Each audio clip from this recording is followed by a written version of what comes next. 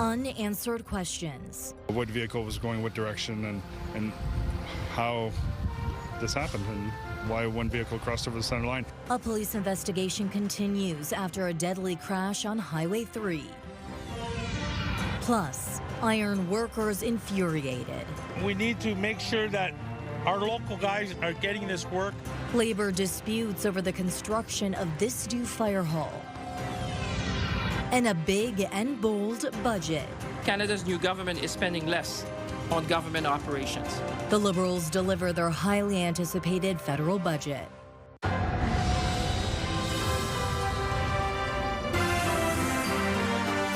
CTV News with Stefanie Masotti. Good evening, and thank you for joining us both on CTV Windsor and AM 800. A 39-year-old LaSalle man is dead, and a 24-year-old woman is in hospital following a deadly crash on Highway 3 just after midnight. OPP say two vehicles, a pickup truck and an SUV, collided on Highway 3 between Cameron Side Road and Marsh Road. A 41-year-old LaSalle man who was driving the SUV was transported to hospital with life-threatening injuries but was later pronounced dead. The 24-year-old female driver of the pickup truck was taken to hospital and is being treated for non-life-threatening injuries. Highway 3 was closed for around 13 hours for this investigation, reopening today around 1 p.m. Anyone with information or dash cam footage of this collision is asked to contact Kingsville OPP.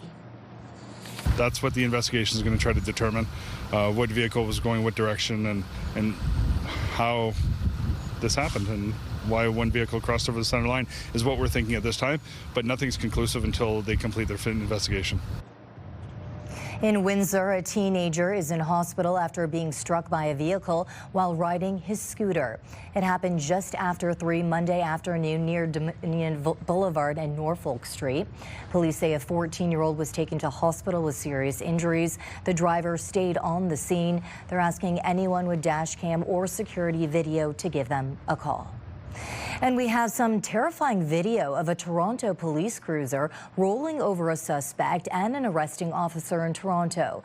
The dramatic 43-second clip was posted on social media. A warning, some of what you're about to see is quite disturbing. Here's CTV's Janice Goulding. An officer fires a taser and a suspect falls, dropping a metal object, and then a police SUV vacated by an assisting officer rolls, and when the officer returns behind the wheel, the video shows the cruiser surging forward instead of stopping, hitting both the suspect and one of the arresting officers. Mossad Bedran works next door and saw everything unfold. First thing I heard a lot of people screaming. Badran says an armed woman was walking around the parking lot damaging a Jeep along with a police vehicle. He just damaged the cars. I don't know why. Melissa says police were actively looking for the suspect around 4 Saturday afternoon. Two police officers came in basically asking me and my coworker if we seen a lady that was vandalizing cars. And then about 15 minutes later, go look outside the parking lot, and then I see the cruiser, the cop cruiser, kind of rolling away. And I see a bunch of cops trying to run and kind of stop it. Police say paramedics assessed both the suspect and the officer, and both were medically cleared, although the woman was taken to hospital for further assessment. Police adding, we are actively reviewing the circumstances and are grateful there were no serious injuries during this dynamic incident. The SIU tells us they were not notified about this incident, likely because the suspect's injuries were not considered serious enough to alert Ontario's police watchdog. Janice Goulding, CTV News. Back home, OPP and Essex are now wearing body-worn cameras. The Ontario Provincial Police say they are adopting tools and technologies that improve the quality of evidence, enhance accountability, and ultimately support the safety of both the public and officers. The cameras will have a flashing red light when they are recording. In-car cameras and automated license plate recognition systems were rolled out earlier. Firefighters in Kingsville will no longer perform boat rescues on Lake Erie. Citing staffing levels and competing training demand, Town Council approved a request for the fire department to dry dock the rescue boat permanently. The move means the town won't have to purchase a new boat at an estimated cost of $250,000. Fire Chief Scott Moore says a marine unit would need not just a new boat, but specialized equipment and ongoing training training for a sizable team. The OPP and Coast Guard will have the primary jurisdiction for marine rescues, and Kingsville Fire will support them from shore. Children living with a disability who receive services at John McGivney Children's Center may experience a disruption in resources at the end of next week. Representative by OPSU Local 170, the center's employees can legally carry out a labor disruption as of 12:01 a.m. on November 13th if a new contract agreement is not reached. John McGivney officials say the base funding they receive from the ministry is not enough to meet the union's monetary demands. In a statement, JMCC says they presented the union with their best offer, which included wage enhancements and other increases. The center says the union did not accept the offer, but the offer is still on the table. Families will be kept informed if there are any changes to their services. CTV News has reached out multiple times to OPSU Local 170 for comment, but has not heard back as of news time. A labor dispute is unfolding in Amherstburg over who's building the town's new South Fire Hall. Local iron workers are protesting, saying a non-union subcontractor from outside of the region is doing work that could have gone to local tradespeople. CTV's Chris Campbell joins us within the newsroom now with more on this. Chris. Yes, Stephanie, the protest started outside the new South Fire Hall construction site early this morning. Union iron workers say they're frustrated and calling for more local involvement in public projects. I spoke with the group's spokesperson and Amherstburg councillor Lyndon Crane, who says council's hands are tied. We need to make sure that our local guys are getting this work. The demonstration drew members of the Iron Workers Local 700, rallying near the new construction site on Simcoe Street. They say they're out of work and that the town's new fire hall project should be built with local, unionized labor. It's unskilled, unqualified workers here, and we're out of work, and we're local. We have a 10% unemployment rate, and we need to stand up for our work, for our apprentices. The group claims a non-union subcontractor isn't using a crane for some of the structural work, raising safety concerns on site. They also tell CTV News they believe some workers are not licensed trade workers. The safety factors are one thing. The cheap wages, they're probably getting $20 an hour. They can't, half of them can't speak English. There's a language barrier. How do you communicate when you're hurt? It ends up in a fatality. Just for clarification, for the public's perspective, municipalities are not permitted by law to give preference to local contractors or require the use of unionized workers. Amherstburg councillor Lyndon Crane posted online that the situation is being managed by the project's general contractor, Niacon Limited of Niagara Falls. I think it's something that needs to be addressed with the province, and it's something that they should also be addressing with Niacon Limited. The $11.3 million fire hall contract was awarded in August 2024 and was initially expected to be completed this past August, but the town says construction didn't start until August 2025. The latest project end date is March 2026. Union members say they plan to keep up the pressure until they see change, hoping future municipal contracts do more to support local trades. We want a union contractor on this job, and we want to build this fire hall and get it up to schedule. And we can do that as locals, but we need to be heard. CTV News reached out to Niacon Limited for comment on the protest and its hiring practices, but we have not received a response as of news time. For now, the town says construction remains on schedule despite the ongoing demonstration. Stefanie? Okay, Chris Campbell tonight. Thank you for this. Staying in Amherstburg for a minute, repairs were being made today to a crosswalk honoring veterans. The president of the Royal Canadian Legion Fort Malden branch found black tire skid marks on the crosswalk. He believes the damage was done deliberately and sometime in the past couple of days. The commemorative crosswalk was installed in November of 2024. The town working today to clean up the marks, of course, before Remembrance Day. CTV meteorologist Gary Archibald joins me now for a first look at the weather. Rain, Gary, and a drop in temperatures ahead of us. And that all coming in the next, say, 12 to 18 hours. Good evening, Stefanie. Today was bright blue and a bit windy, as you can see, taking midday. Temperatures close to about 16 degrees for a daytime high. That's above seasonal. Average highs closer to 10 to 11 degrees across parts of extreme southwestern Ontario. And now we are in the midst of a dominant stream. The jet stream zonal, it doesn't really have a lot of amplification in it. It's pretty much a straight line right across the lower Great Lakes. It doesn't really incite too much activity, but there's an area of low pressure that will be tagging along. We'll break down this rain-snow mix. Yes, flurries that could be on the horizon coming up into next week. It's coming up. Former residents of Westcourt Place got some news this week. Their class action lawsuit has taken a big leap forward. Joining us with reaction on this, Michelle, you brought this to us first yesterday. What's the latest? Yeah, absolutely, Stefanie. As you know, the 6th anniversary of the Westcourt Place fire is next week. Tonight, the building remains vacant. A Windsor law firm is now advising their clients the class action settlement has been approved by the court. The class members are happy, and I'm happy. Harvey Strasberg represents the tenants of Westcourt Place. On November 12, 2019, an electrical fire spread to parked vehicles in the underground garage of the downtown Windsor high-rise. It caused extensive damage throughout, forcing the evacuation of all 150 residential units and 80,000 square feet of commercial space. The numbered company that owns the building has agreed to pay the tenants $7.3 million in damages split between all claimants. It's a settlement that was approved on Friday by an Ontario court judge. The lion's share of the money will go to the tenants. Each residential tenant will now apply for their $5,500 check, and they can ask for more if they can prove their losses are higher. Strasberg expects every tenant will be repaid by June of next year. Wow, everybody's happy. That's good. The city of Windsor is not happy. Windsor claimed $4 million in damages for having to move the provincial offences court. The settlement only offers $500,000 to be shared amongst all commercial tenants. So city lawyers asked the judge to toss out the settlement. Windsor lost.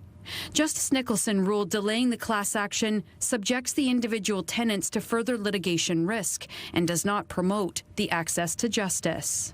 And the city knew that they could have opted out of the class action. But they didn't opt out of the class action. They remained part of the class action. The only recourse left for the city, according to Strasberg, is to ask the court to reconsider an extension of the opt-out deadline. Windsor has 30 days to launch that appeal. Will it delay your clients getting their money? Yes. It would. Yes. The city declined to comment.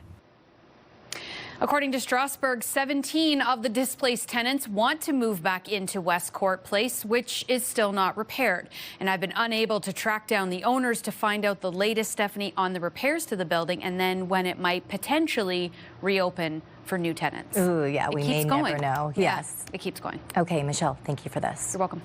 A debate is raging online about 4 decorated garbage cans on Polisher Street in downtown Windsor. The crux of the argument is whether or not artificial intelligence should have been used to create the images on those cans. CTV's Bob Elachico explains. It's not signed, it's not in the Louvre, it's not in a museum, it's on a garbage can. 4 garbage cans are at the center of a debate between former politician Brian Massey and City Councillor Ronaldo Agostino, who commissioned the work through the downtown BIA. All I've done is ask the question, similar to all the other industries, is where's the transparency when we use AI and where's the public policy for it? A former Windsor West MP, Massey is questioning the use of Oscar the Grouch, a popular Sesame Street character, in the design. Oscar the Grouch is a well-known, established, iconic figure that belongs to Sesame Workshop, a not-for-profit organization, and we might get called on that. Agostino points to a mural on Oled Avenue that includes the Detroit Pistons and Tigers logo on it. We'd be more than happy to peel the sticker off or blur the image, but I really don't think, again, at 4 garbage cans in downtown Windsor. If someone's got a copyright issue with that, God bless them. Now, Agostino says that the BIA has 36 more of these cans to wrap. They're going to hire multiple artists to do so and maybe even throw out a contest for some design ideas. Artist Dan Bombardier was commissioned and produced the designs and stickers for the cans for the BIA. He even points out spelling mistakes thrown in for fun. That's how this happens, is if you don't give the artist the right budgets, then you will get AI slop. The artist, also known as Denial, feels there is room for AI in the art world, but what he would like to see is investment, paying the arts community to paint the cans. He points out to other cities in North America that pay artists to paint public property like electric boxes. And 99% of money you put in an artist's hands goes right back into the community. So that's our end goal. We would love to see that instead of spelling mistakes and AI slop. Bob Belichico, CTV News.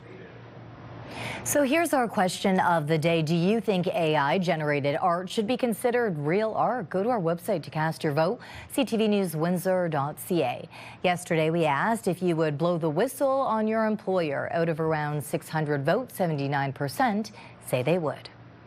Now it's being called a big, bold, no surprises budget for these tough times.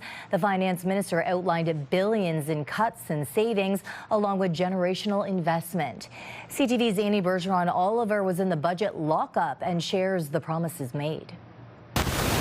Nearly 7 months after getting elected, the Carney government has dropped its first budget, a 406-page book it promises will build Canada strong. Over the next 5 years, Ottawa intends to spend $141 billion in new measures that they project will bring in $51.2 billion in savings. Together, those measures will take Canada's deficit to $78.3 billion this year, dropping to $56.6 billion by 2029-2030. It's well within the range that people had expected, and people also understand that 75% of what we recorded this year, you would have seen that at the very beginning, was to, defend our sovereignty. One of the biggest expenditures, defense, with $81.8 billion in spending over 5 years.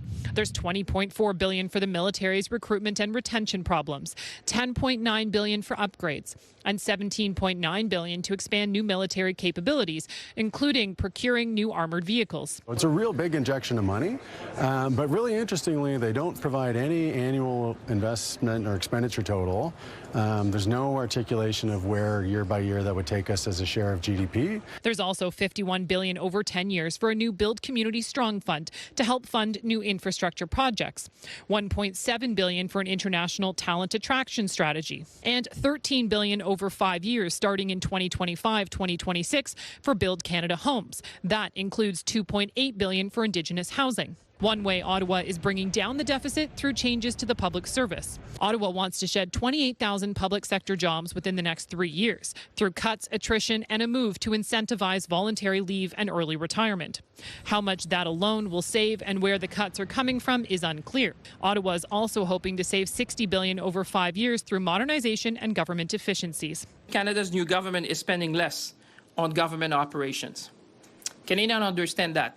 You need to put the house in order. But aside from a promise to review bank fees and to automatically file taxes for lower-income Canadians, experts say there's little that will help with affordability. If you're the average Canadian, you're looking at this budget, you're going to say, well, it doesn't change my life very much. I'm concerned about affordability, I'm concerned about housing costs, and lots of concerns. It doesn't really address any of those things specifically. Instead, many economists say the budget's aim is to create a better environment for business through measures like a so-called productivity super deduction. The budget also sets the stage for the elimination of the oil and gas emissions cap, a move the industry and the provincial government in Alberta have been calling for as a way to encourage more investment in the sector. This is a budget that focuses on capital investment because of the context that we are in right now. The economy is quite weak and is under attack because of the tariff issues, and we have a significant uncertainty in the Canadian economy, so businesses are not investing. For the first time, the budget has been separated into capital investment and operational spending. By 2028-2029, this document anticipates that the operational budget will have a surplus of $1.7 billion. Annie Bergeron-Oliver, CTV News, Ottawa. The big question tonight, what does Prime Minister Mark Carney's first budget mean for Windsor, a city that runs on trade and auto jobs? CTV's Travis Fortnum joins us right now to break it all down. Travis. Yes, Stefanie, Ottawa is talking big numbers, but here in Windsor, the focus is on what those billions could mean for our factories, our border, and the people working on both sides of it. The federal budget promises $280 billion in new investments over 5 years, funding aimed at infrastructure, productivity, and manufacturing. That includes $110 billion to boost innovation in sectors like EV production and advanced manufacturing, areas already driving job growth in Windsor-Essex. There's also a new Build Communities Strong Fund, which could help municipalities like Windsor and the communities across the county pay for local infrastructure upgrades. But while the spending could mean more work for trades and industry down the road, there's little immediate help for those feeling the pinch of high prices now. For Windsor, this budget's impact will likely come over time through projects, partnerships, and paychecks rather than big changes overnight. CTV's Robert Lothian is connecting with Sandra Pupatella, senator from right here in our area, for a bit more of an in-depth look at what exactly this budget means for Windsor-Essex. We will have that for you tonight at 11. Stefanie. Okay, looking forward to her reaction on this. Travis Fortnum tonight, thank you for this. Border battles still ahead on Windsor's news leader. Some say Ontario's tariff ad backfired. The fallout now has BC rethinking its own campaign. Later, fewer sales and lower prices. The Windsor-Essex housing market slides. And tomorrow, tariffs, trade, and Trump. The U.S. Supreme Court will hear a case about a key tool in Trump's economic arsenal, tariffs. That's tomorrow at 6 on CTV News.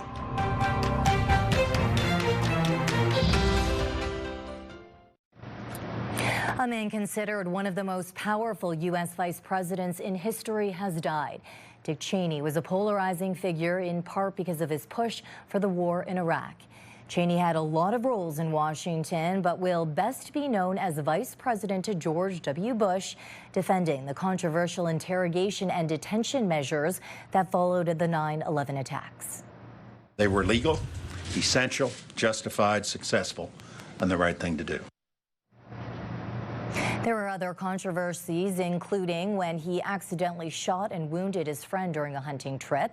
In his later years, he became a vocal critic of President Trump.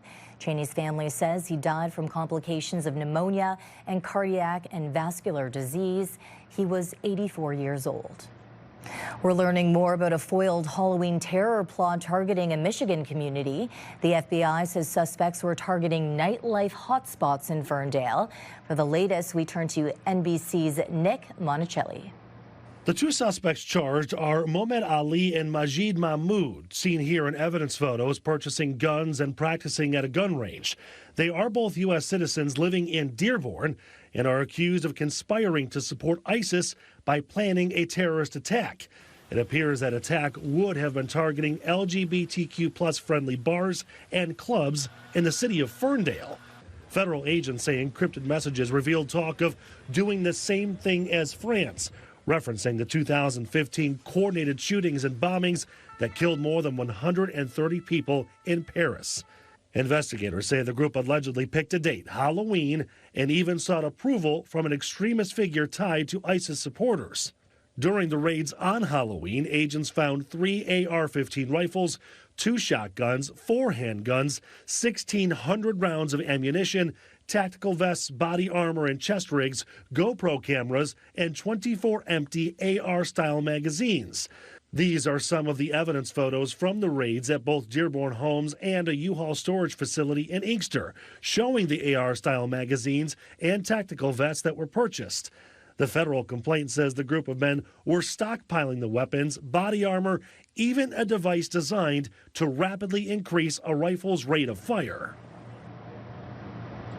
The impact of U.S. tariffs is an underlying theme in Ottawa's budget today, and they've also been a major focus of Canada's premiers as questions continue to swirl about Ontario's anti-tariff ad, which scuttled trade talks with the U.S. Now, British Columbia is backtracking on its own ad campaign. CTV's Scott Hurst has more. All of Canada's premiers have stood up and pushed back against the economic threats that are coming from the White House, notably saying, of course, that tariffs are not just bad for Canadians, but also bad for Americans and the American economy. Some premiers more forceful than others, some much more public than others. And specifically, we can talk about Ontario Premier Doug Ford spending millions of dollars to run ads in America. Now, as we know, getting under the skin of U.S. President Donald Trump, and in response, canceling trade talks between Washington and Ottawa. And while the ads have now been pulled, Ford is still defiant, doubling down on the successful impact of the ads, as he says, reaching so many Americans. Meanwhile, the Premier of British Columbia says his province has halted plans for a series of anti-tariff ads aimed at American audiences.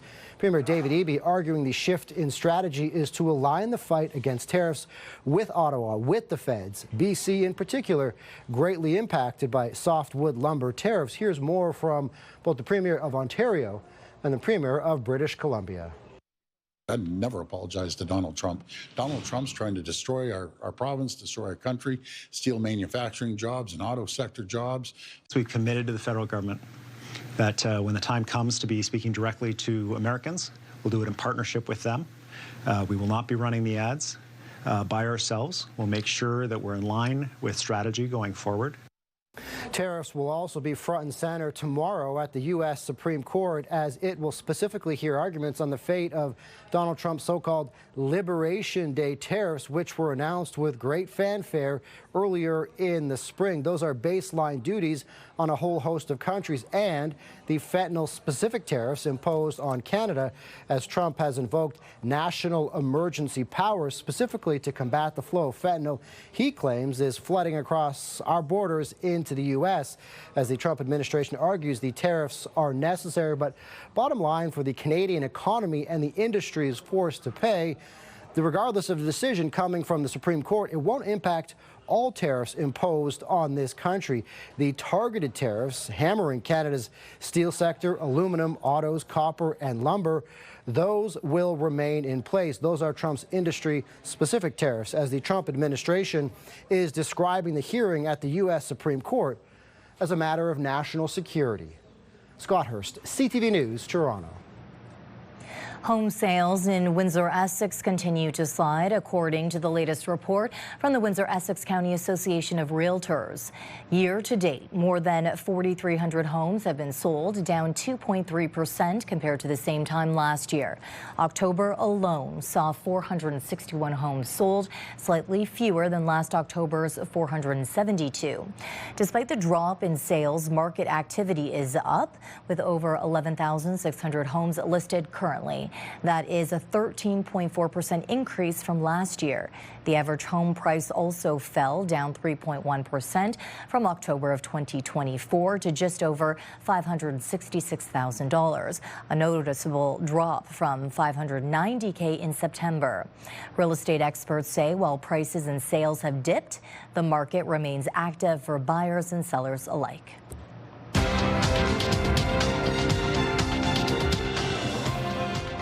Canada's main stock index was down as technology and energy stocks fell. In Toronto, the TSX plunged 497 points. In New York, the Dow lost 251, the Nasdaq dropped 486. The Canadian dollar fell almost a fifth of a cent. On commodity markets, gold lost more than $53 an ounce. Oil was down 49 cents a barrel. American doctors moving north. Coming up, political turmoil is pushing one doctor to move his practice to Canada. Why more may soon follow. Thanks to Jonathan Brown for this great sunrise image. Our snapshot looks beautiful, but the weather may not. Tomorrow, we'll talk rain and colder temperatures and gusty winds coming up next.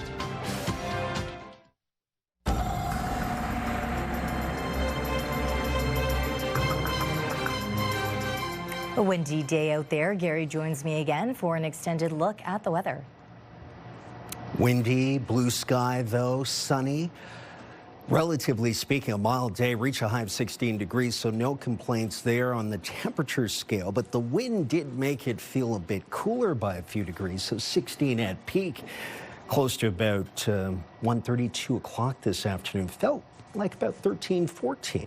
That's technically wind chill. By the way, speaking of cold, today's low this morning was 1.9 degrees Celsius, getting closer and closer to the freezing mark, as we would expect. Air quality is good. 2 on a scale of 1 to 10. The lower the number, the better on the AQI.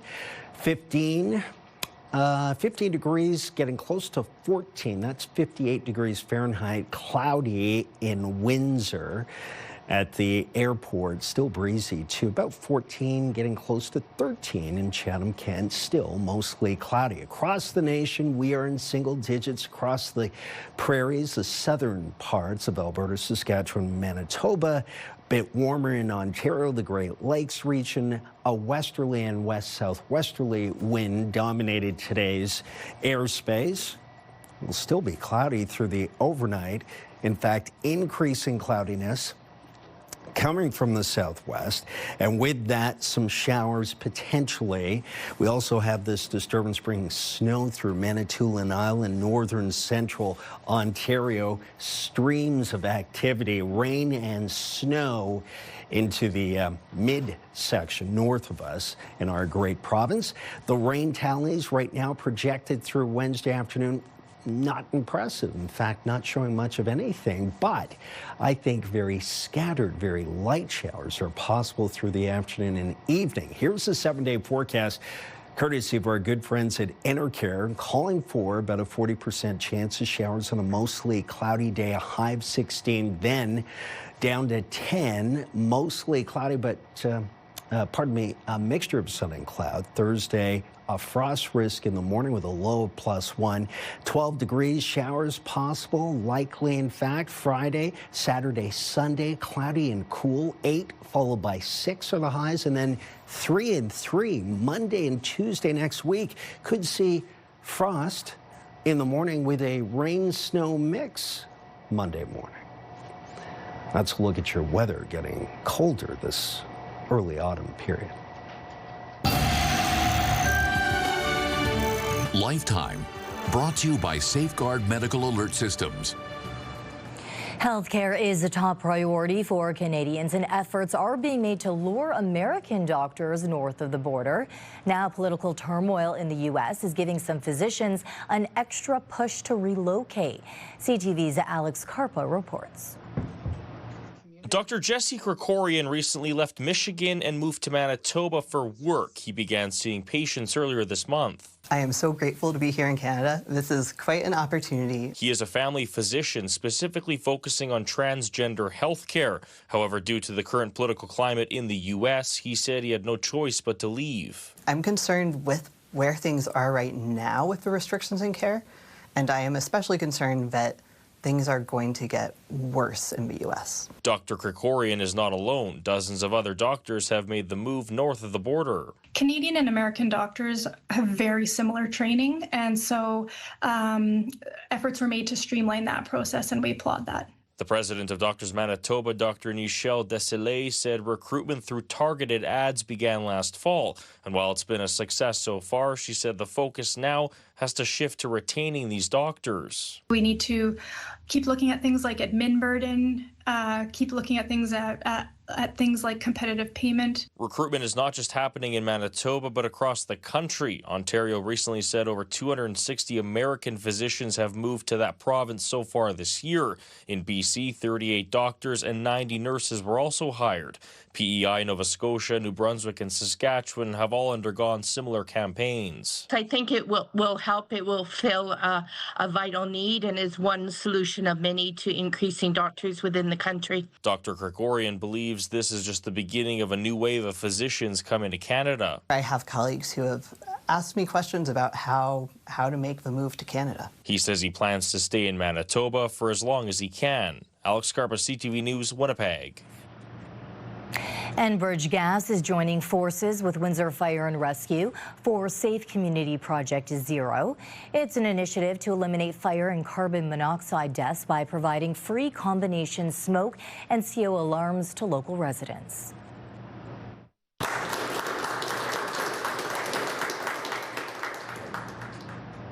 Windsor Fire received 456 alarms as part of a province-wide effort.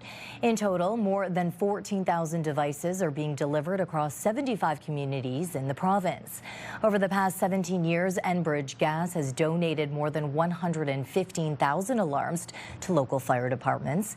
Officials say working alarms give families an early warning needed to escape fires or carbon monoxide danger safely.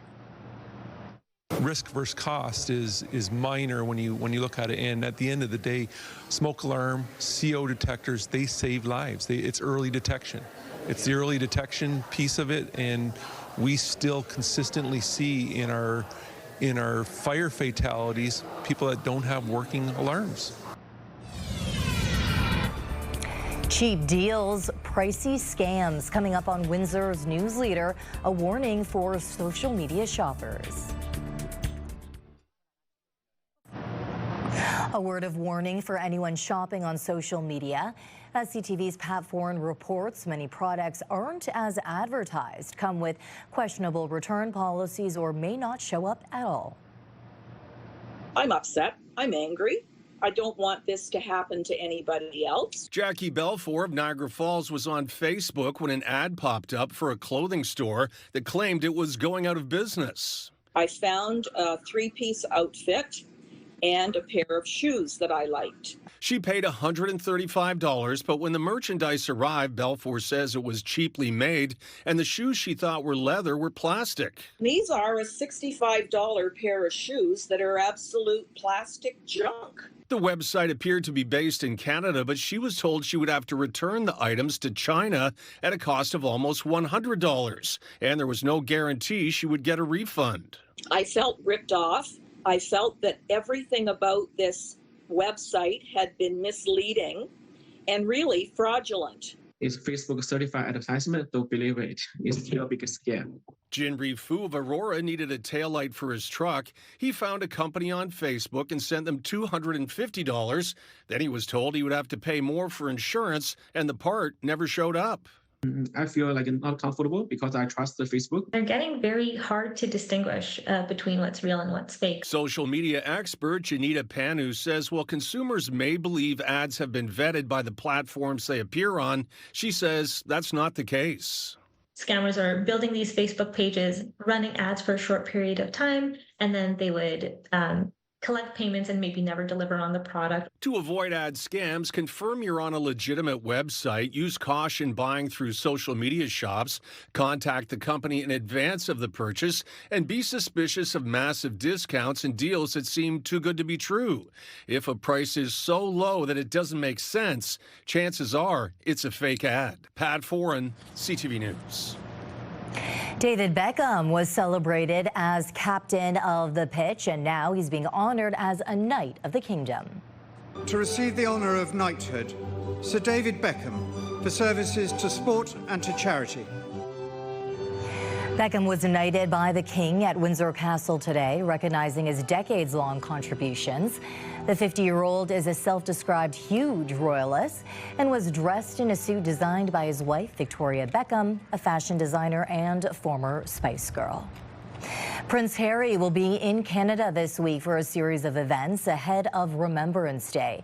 Harry's office confirms he'll be in Toronto at the invitation of the True Patriot Love Foundation, which supports members of the military, veterans, and their families. The Duke of Sussex will be in the city on Wednesday and Thursday.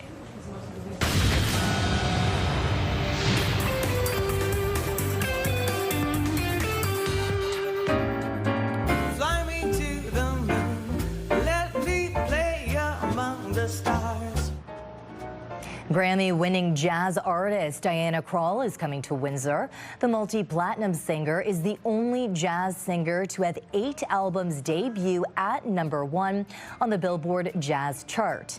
Her 1999 release, When I Look in Your Eyes, earned 2 Grammys. All my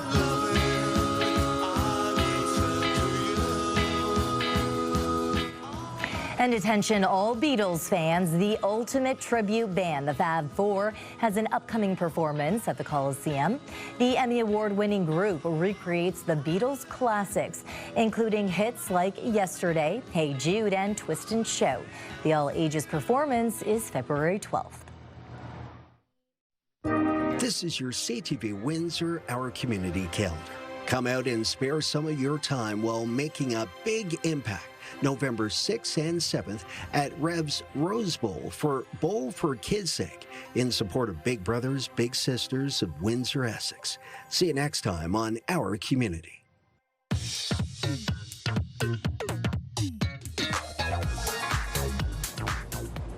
It's time to check in on what's happening now with Melanie Kentner. And Melanie, we have heard from more municipalities about how votes will be cast in the next municipal election.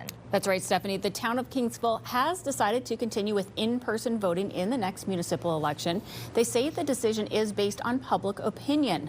Staff say online voting would save the town $40,000, but council's decision was unanimous. They now join Amherstburg, Essex, Lakeshore, and Leamington, all of which previously rejected online voting. Voters in LaSalle and Tecumseh will be doing their voting online or by telephone next year. Mayor Dennis Rogers says knowing that their vote will be tabulated correctly gives residents some peace of mind. Sometimes that costs a little bit more, and I think sometimes things that we pay for that cost more, we do that because it gives our residents value, and I think this does that. The next municipal election is set for Monday, October 26, 2026. And Melanie, we do have a story online about an attempted robbery in Lansbury Park.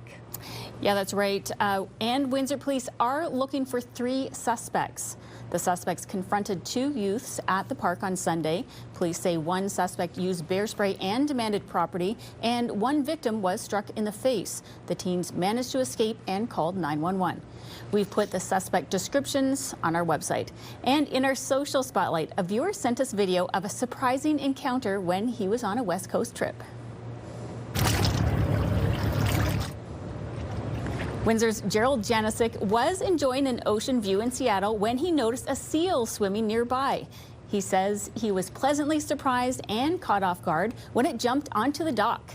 He says the seal stayed there for about 15 minutes so he could capture some video.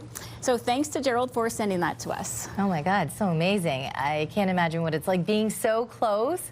I feel like you'd want to get a little closer, but obviously you want to keep your distance, but yeah. At least he managed to capture some video and sent it our way. Those are just the little things on those like trips and vacations that really stick with you. Yeah, the unexpected ones. Okay, if viewers at home like this one have more videos to share with us, how can they do it? Absolutely. So they can email us at newsnow@bellmedia.ca or text it to 10400. From a knitting club to a global mission. When we return, the story behind hundreds of hand-knit dolls paying tribute to a soldier's legacy.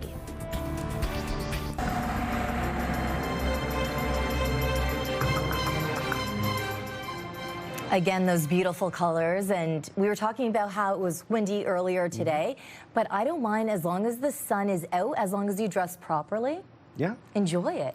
I agree with you wholeheartedly, although tomorrow dressing will require some rain gear, some rain-resistant jackets and coats and what have you. I believe we'll see some showers towards the end of the day, at least afternoon turning through into the evening. A high of 16, just like today. The winds won't be as strong. Tomorrow looks cool-ish. But 16 is actually seasonal. We'll get cooler Thursday, Friday, Saturday, 10, 12, then 8.